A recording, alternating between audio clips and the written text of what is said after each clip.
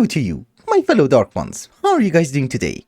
How's life? We are starting today's episode at the location of our GregTech base, new base. I don't know, we have so many structures that I lost count. But I had to improve our supply of oxygen, I added more electrolyzers, and I was like, this place is just made out of stones, so maybe we should decorate it a bit. Well, decoration implies that this is going to look amazing and beautiful. I guess it's just gonna look clean. So we're cleaning up. As I have already mentioned, it's not amazing, but at least it's clean. Not that part, that's going to be the first expansion. And based on the map, I have also figured out that we have 2 loaded chunks over here, so this wall will also have to go. We will have another expansion. Oh, and by the way, I'm using framed blocks. These are really cool. You can fit 2 blocks within 1 block. That is an amazing update. But now that we have cleaned up the room, what is the plan? Good question. First off, if we check the antimatter situation, you might notice that we have 57. That means in 1 hour, we will have all 60 for the Nexium emitters. Oh, wait a minute. I don't need 60. I needed 56. Okay, we're doing overtime then. No wonder I'm getting extra ones. I already made 2 of them. Unfortunately, despite the good news, we have a problem. If you guys remember, we need around 1.8 million nether stars in order to craft 18 more all-the-mouth stars. I did craft a bit in between the episodes, but we need like 70 more. And yeah, we're missing 263,000 nether stars. I have no idea how long that's going to be, but let us say 10-12 hours. So unfortunately, that's really not gonna happen this episode, so we have to come up with an alternative project. We are going to start making PolyBenzimidazole. We kind of have to if we really want to get the Greg star, so yeah, we're gonna make this. And the reason that we're doing it down here is that I do have a network receiver over here, so we can use our refined storage system as well. For making PolyBenzimidazole, we're going to need to start a brand new process, and we're going to need a lot of machines. The first one is pyrolyze oven. Yes, I know, we already have a pyrolyze oven which is taking in wood with nitrogen, and in return it's giving us charcoal. And yes, we have 2.4 million. However, this pyrolyze oven is going to have a different job. It is going to take the steam that we are producing for the cracker. It does require circuit number 22. And if we provide it with some coal, it is going to give us coal coke, which is amazing. But this is what we are looking for. Coal gas. But did you think that was it? No, there was a hole.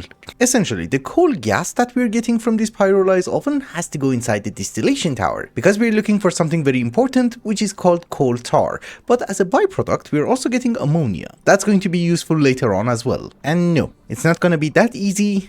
There's more. So whenever we're processing coal, I haven't hooked it up to our system yet, so I have to put it in manually, not the controller. As a result, we are going to get coal coke. That coal coke goes inside another pyrolyze oven. Well, the byproduct is going to be ash, which is not very important, but it gives us more coal tar. There's a bit of entangled blocks, so that coal tar goes over here and goes back inside that distillation tower. And this is what we needed, naphthalene. Although as a byproduct, we also get phenol, which is always useful. We also have phenol somewhere around here. Oh yeah, 25,000 buckets? What? Maybe it's millibuckets. I don't know. But yeah, basically that is every single ingredients that we need in order to make PolyBenzimidazole. The rest we are already making. Oh, and actually, before I forget, there is one more important thing. So you can skip the part with the coal, cause you don't really need the coal gas. I could have used the charcoal that I'm getting from this pyrolyze oven inside that one, and that would have given me coal tar. But this is GregTech, byproducts are important, and well, I really needed ammonia. The more the merrier. And I also tried to cover everything as best as I could. Well, as best as I could, because some of the machines have to be removed later on, so for the moment, those parts are missing. Also, that stupid chest has to go. Anyways, let us get back to our main task at hand, the PolyBenzimidazole. I have been busy a lot. Yes, I know, it's GregTech. You need 1 fluid, you need 20 different more. So first off, for PolyBenzimidazole, we need 2 things. One of them is called diaminobenzidine, and well, this is the setup for it. I'm not really going to bore you to death, but essentially, we're making it inside this chemical reactor. I'm using different storage buses, export buses, import buses, everything from refined storage in order to, I don't know, hide the cabling as best as I can. And just in case you're wondering, at this very moment we have 283 buckets of it. Also, do you remember a few hundred episodes ago I did ask you how the hell would you lock an output hatch? Apparently, there is a way. You come to settings, and then you add a filter, which is something that I exactly have to do for the chemical reactors that I need in order to make the other fluid that I need for PolyBenzimidazole. So over here, I'm trying to make something called flatic acid. I don't know how to read that. You just take 1 bucket. Oh, okay. My first one. You add your stupid filter, you come to settings, you select the filter, and voila. We're done. So that stupid acid only goes here. Or over here, we're getting hydrogen sulfide, so we can have 1 more filter, and you know, add it over there. I think this should work. Anywho, what I have been interested in was the acid. We don't need pipes. I just wasted a lot. You go into the input hatch, then I remove you. I actually realized the best way of transferring fluids from one input hatch to the other is actually using an entangled block. So we can have one over here and link the output hatch to you. So it's touching the input hatch and everything should go automatically inside. Anyways, I'm not really going to bother with the recipes, but I have automated the second fluid as well. And if I have not done anything wrong, I do have an export bus. We change it into fluids. Both of them go in. We're going to allow fluid input from the output side. And ladies and gentlemen, liquid PolyBenzimidazole and some phenol. That's always the problem.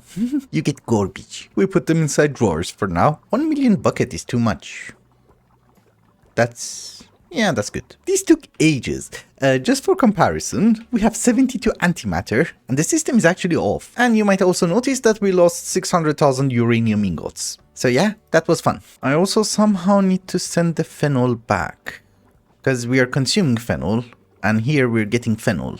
I'll think of that later. I'm tired. Talking about the reactor, I sometimes have to turn it off because yes, although we can produce the fissile fuel, but I'm always short on fluoride. So I have to wait for the pipes to fill in. And yeah, I do have a huge backlog, so we should be able to turn them on. We have 72 antimatter pellets. We need a total of 88. And then we don't need these reactors ever again. Unless antimatter has a use that I don't really know. Well, yeah, I'm counting the half a stack that I need for the Greg store, so that's good. I have to make N-steel, which is really not good. And honestly speaking, I don't see anything important. Okay, then yeah, we will get like, I don't know, 100 and call it a day. Because you see, with the amount of machines that we have over here, that's going to reduce so much lag. Of course, remember, our main bottleneck is still the nether stars. Let's see how much are we missing. I need 70 more. We're missing 173,000. Okay. That's not bad. We will get there by next episode. However, now that we have the PolyBenzimidazole, what can we do? Good question. So first off, I can make all the SMD parts the advanced version. They're going to be way more efficient. Secondly, we do need it for the fusion reactors. We need it for the fusion glass. And we also need it in order to make the next tier of machine halls. We're not there yet, obviously. But the thing that I was looking for is this. I needed 2 pipes in order to make the large mixing vessel. You know, this is a mixer and it's going to make my job so much easier. I have made a huge list of multiblocks that I wanted, but unfortunately they kind of have to wait because we have problems. Well, obviously the mixing vessel itself is going to take a higher priority because if I get that, then making metals is going to be much easier and I can spam blast furnaces. You know, currently we only have 1, but there are a few metals that I never automated and I just got them in bulk. One of them is titanium, which you get from rutile. So I think that's actually going to be the first thing that we need to automate. I know it does sound stupid because we already have rhodium plated palladium or something crazy, but most of my single block machines are going to be EV and hence I need a lot of titanium. And I really have to start somewhere, so why the hell not? And if you're wondering what the hell am I doing, I'm trying to make the molten hastalloy. The alloys that we need in order to make multiblocks take a lot of time to make, so I thought at least we start the process. This is literally the only one that I haven't made. And you need argon. Okay. Here is argon. Start working.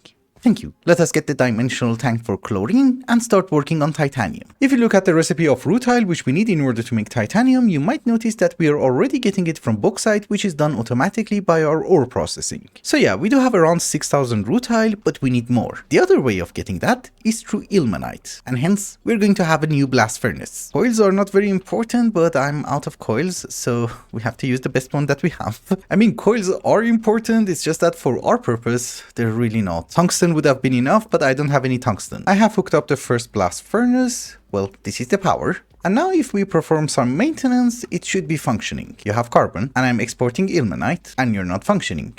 Do you know why? Because as a byproduct, we are going to get some carbon dioxide, and well, I didn't have an output hatch. But yeah. We're getting rutile. So obviously rutile and wrought iron go back into our system, but the carbon dioxide doesn't have that many uses. So I have been hoping that I would be able to electrolyze it. Oh, we have an EV electrolyzer. Cool. Also, my converter can handle 8 amps, but I'm not really sure if it's going to be enough. We have another blast furnace too, so yeah. It's perfectly fine. We can have a 1 amp EV converter and a 2 amp cable. I don't have a 1 amp cable. Also, having too many flux points is not a good thing, so we will use universal cables. Okay, cool. This electrolyzer is going to give us the carbon back as well as the oxygen. Well, the carbon can't go exactly into the same dimensional chest, it's just a pipe, but I do have a problem in my version. I'm not actually sure if it's in my version or it's in every single version, but you might notice that I always have a drawer on top of machines. Because if you use refined storage in my version and try to import a fluid from a machine, it doesn't really work. And I can actually demonstrate it for you. Here is an importer. The oxygen is not going anywhere. So I was wondering, what if we have a pump? Oh yeah, with the pump it works. Finally, I solved that stupid issue. I think applied energistics should do that automatically, but yeah, that is a lot of oxygen. I need oxygen. Now that we have taken care of rutile, let us fix the titanium. So this is a new chemical reactor. It does require chlorine, so we auto output. Lovely. And we shall export rutile and carbon into it. Yes, that's going to give us titanium tetrafluoride as well as carbon monoxide. Amazing. I do need carbon monoxide for later on, so we're not going to void this one. I mean, we're not going to convert it into oxygen. We keep it like that. But the titanium tetrachloride has to go in here. For transferring the titanium tetrachloride into the second blast furnace, I think here's what we should be able to do. Obviously, we are going to need an input hatch. I'm going to put a filter on it. We take a bucket of the titanium tetrachloride and, add it to the filter, and then I'm assuming we can just have an entangled block and entangle the electrolyzer? Okay, then you're stupid. It's fine, I'll do this the old-fashioned way. And by the old-fashioned way, I just mean that I hooked it up to a drawer, a storage bus, and I'm using an exporter to export it into the input hatch of the second blast furnace. But anyways, we are going to have another input bus so that we would be able to export magnesium. And that, ladies and gentlemen, is hot titanium ingot and a lot of magnesium chloride, which we have to fix, and all of my channels are wrong. For the magnesium chloride, I think what we're going to do is that we're going to use the electrolyzer that we have for ore processing. That guy. Because I do have some connections here. We want to be able to export the magnesium chloride, not the speed upgrade, into an entangled block, and that's going to be the input of the electrolyzer. And is it going in? Yes. Perfect. We're getting back our chlorine as well as the magnesium. That's essentially titanium, it just needs to go inside a vacuum freezer, which we don't have a setup for it yet. That takes care of titanium, but now we need to take care of tungsten. So my supply of tungsten has been garbage for a very long time and we don't have anything left. Almost. We do have tungsten steel, but not the tungsten itself. First off, the Morit miners that we have are giving us the tungstate ore, so that's good. So we do have like 5,000 tungstate? Yeah, almost 6,000. But there's also another way of getting that, and that is by centrifuging endstone dust. We don't have that much, but don't you worry, we have like 4 million endstone. And we also have a multi-block centrifuge, so let's use that. Well, actually, that's going to be like super easy. I have an ender chest here. I'm actually scared to touch anything here. Let's do an entangled block. We want you to export endstone at maximum speed. And yes, we're getting tungstate. So I don't really care about the sand. The sand can go back in. These guys, we're just going to compact them. Yeah, that should take care of my tungstate problems. So cooking it at this very moment is not very important. All we want is the tungsten dust. We already had a setup for it. Now we need to kind of automate it. This part is actually super easy and we have already done this. What I'm doing is that I'm exporting tungstate dust into a chemical bath. We're going to mix it with hydrochloric acid, and very slowly what we're going to get is some tungstate acid dust. The dust has to go inside an electrolyzer, and again, very slowly, we're going to get tungsten dust. That's what I wanted. Amazing. I did not think of the hydrogen and oxygen. I have used so many import buses and export buses, you have no idea. But yeah, we're importing those into our system as well. Perfect. How do I get the other one out? Oh my goodness. This is a nightmare. It's not a nightmare if you just spam machines on the ground, but if you want to hide them behind facades, yeah, it's a pain. And remember, as a byproduct of the chemical bath, what we're going to get is some lithium chloride dust, which obviously has to be electrolyzed again. Yep. Exactly. Okay, it's been actually the next day for me and, well, there has been some progress. First off, let me try to give you the bad news. I did mention that if you use filters on the output hatches, it's going to lock the fluid, but no. You might notice we have diluted sulfuric acid here, and it should have been here, on this one. And you have no idea how much of a pain this is, because every time that you log back in, they kind of switch. Or at least there's a chance of them switching. Some of you have been suggesting that I should use laser IO, but that creates another network, which creates an extra headache. But the solution should be relatively easy. I just need a double drawer in the center, we pump both of them inside, we don't care what they are. That is something that we are going to fix a bit later, but for the moment you might notice that I have done some extra automations. For example, we have polyvinyl chloride ingots. And why is that important? Well, I think it starts from the EV age and not the HV age, but whenever you want to make a single cable, you're going to need polyvinyl chloride sheets, in addition to the stupid rubber. So hence, we're making the ingots. There's the thunderstorm. Okay, I was scared. Anyways, on the other side, you might notice that we have liquid polyvinyl butyrol. That is the thing that we needed in order to make laminated glass. And since we're on the subject of making different wires, there is one more thing that I really want to try and automate, and that is styrene butadiene rubber. That is literally the final tier of rubber that we need. We have already made it in little quantities, but we need to have it automated. You see? We even have styrene over here. So getting styrene is not that painful, but I noticed there is another recipe with ethylbenzene, and for some reason we have it. Let us see if that recipe works, then I don't have to waste ethylene. So your ethylbenzene, you come with me. We shall have a chemical reactor, a pump. We set you to input, an entangled block, and voila, that should be ethylbenzene. It's in. Now I need power here too. You see the problems. This is 8 amps and I'm using 7 machines. So no. So just out of extreme curiosity, that's styrene. And hydrogen. Oh my goodness. Just give me one stupid fluid. Okay, I might have a solution for the filter. I know it's very difficult to see, but you might notice that I have the filter here, right? By default, it's unfiltered, but you can put it on filtered. So hydrogen goes into a drawer, and we want the pipe to the side to export styrene. So if I get one more chemical reactor, styrene should go into it, right? Yes, I just had a very small hiccup with refined storage, meaning that it was not recognizing most of my systems, but I think we're good now. I had to restart my client. But in any case, here is styrene butadiene rubber. We shall export it into a dimensional tank, and the other dimensional tank goes over here. Yeah, exactly. This is our assembling factory, and it will help us to make cables. And now that we are here, how are we doing on fissile fuel? Seems pretty good. Let's run them again. At this very moment we have 82 antimatter pellets and, well, I just need shy of 100. Technically speaking only 90, but let's do it. I thought while we are checking on things, we might as well check on the nether stars too. So we need round about 70 more. How much are we missing? Not much. I think I need 70 more.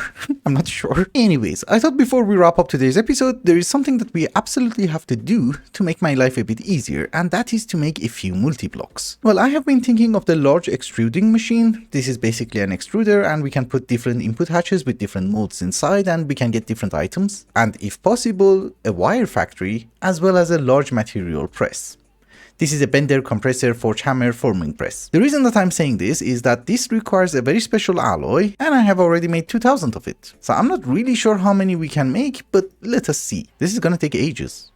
This is why I need extruder factories. I think you can make it into a block and then cut it, yeah. Okay, that's better. It's not going to be amazing, the cutter is slow. Then again, maybe not. It's actually not that bad. Okay. Let me try to make as much as I can. Actually, this seems to be easy peasy. It's just a matter of time. I need like 200 of these stress-proof casings and, well, I can already make them. And unfortunately, my auto-crafting setup is a mess, so I have no idea if this is gonna work. Who's making that? I really don't know. Maybe it's the assembling factories. Good morning. Oh, and by the way, I noticed that in order to make the cutting saw, we needed an alloy, shockproof cutting casing, which requires Hastalloy. I have already made. Don't really know why. Is it the same thing? 276? 276. I'm not gonna say no. It has been such a long time that we have been playing this mod pack, well, at least for me, that I forgot that, wow, I had so many material on hand. Because I was planning to make all of these multi-blocks like 5 episodes ago. Well, just to update you, we have 2 large extruders, the wire factory, these are the controllers, but we also have the blocks, the casings. The material press is going to be a bit of a problem because it needs like 4 different machines, which requires like 10 different things. At the same time, you need a forming press, you need a forge hammer, you need a stupid bender, and you need a forming press. Didn't I make this? Uh-oh, I missed one of them. Oh, the compressor. Yes. So I can make this? Lovely. Let's go and try to assemble them. Oh, I need something else. Yeah, we need steel gearboxes, that's cheap. Titanium gearboxes, semi-cheap. And titanium pipe casing. Again cheap. Ladies and gentlemen, I have assembled 2 of our extrusion factories, and each one of them has 10 input buses. Each input bus is basically going to get a mold and, well, it can make the item that we want. At first I wanted to use normal crafters, but I think we have to go with iron crafters. You know, for the bigger recipes. Because you see, if you take a look at gears, well, there's more than 9 of them. Or if you look at plates, well, it's slightly worse. Obviously, I don't think you need all of them, and you don't have to use an extruder for all of them, but yeah, there are a bit. Where's my wrench? I have put in some molds for the extruders, I have set up some patterns. Well, I did not set up the patterns, I just brought them over here. But I ran into a problem, which you might also run into.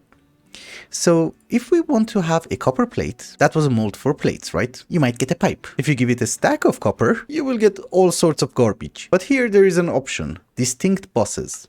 Yes. Now if I give it copper ingots, I should only get plates. Exactly. I almost rage quitted, because for copper I don't really care, you can give me random garbage, we have 800,000 of it. But if it does the exact same thing with, I don't know, tungsten carbide, I'm going to be really sad. And yes, 2 extruders was an overkill, don't do that. Just make the one. Because the second one only has like 3 molds and that's it. But now the speed that we're making plates is, I guess, going to be amazing. This is tungsten steel and look, I love this. In this teeny tiny little room, we're almost maxed out because of loaded chunks. So we can't have more multi-blocks. We can have a few single block machines over here for small automations, but that's it basically. Therefore what I did is that I have assembled the 2 other machines over here. You know, I blocked it off at the start of the episode. Now we're moving in. One of my main problems here is that this is also a chunk boundary, so I can't move the machine 1 block to the back. So it's gonna look flat, and it's fine, I guess.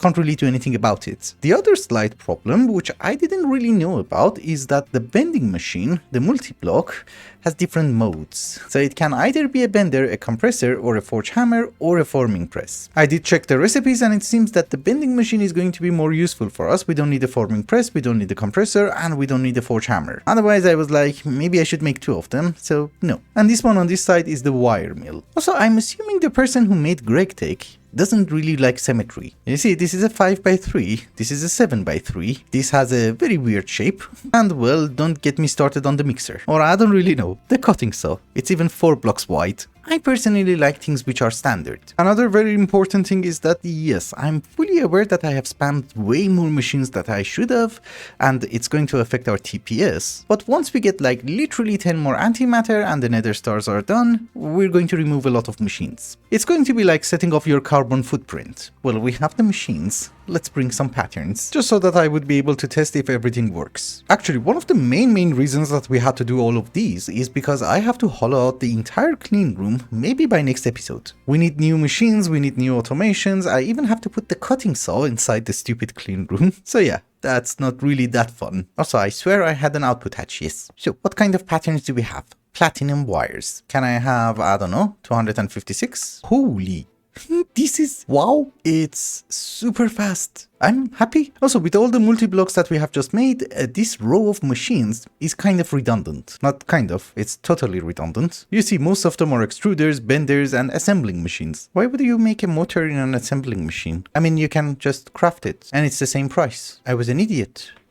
Nice. No wonder it took ages. I was just checking our TPS, and well, it's not as bad as it looks, but then I remembered this area. This is our ore processing, and I used a lot of pipes. Look, just these 2 pipes are 1000 milliseconds. If you add them all up together, it's like, I don't know, 3,000-4,000 milliseconds. I should use XNet. But here is what I'm going to do. I'm going to try and clean up this place, add 1 more automation, which I actually forgot what it was, and then I'll bring you right back. It has been a while later, and I have been trying to fix this place as best as I could.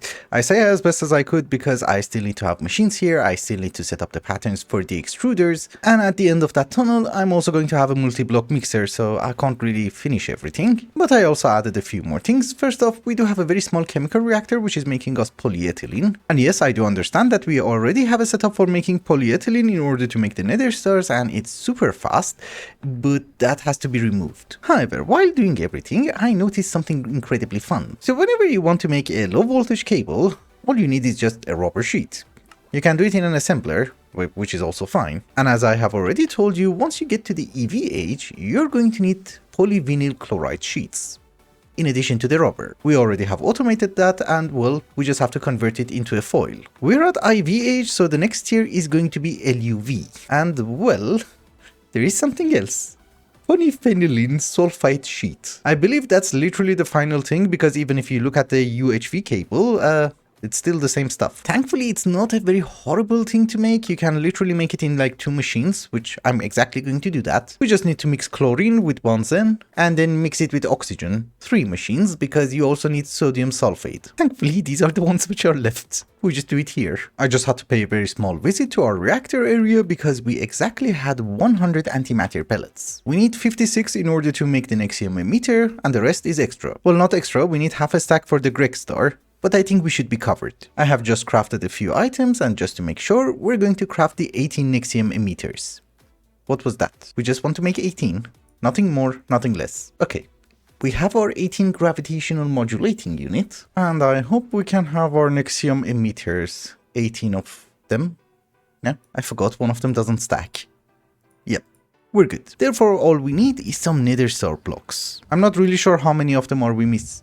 We're not missing anything. I'm going to let it run for a while, just in case. At least until next episode. You know, I might have made a miscalculation somewhere, and if I tear it down, I'm really gonna cry. But down here at our basement, I have already made the automation that we needed. We have also polyphenylene sulfide. I don't care what it is, but we have it. And with that, ladies and gentlemen, I think it's also a good time to wrap up the episode. Thank you so much for watching, and I hope you enjoyed it.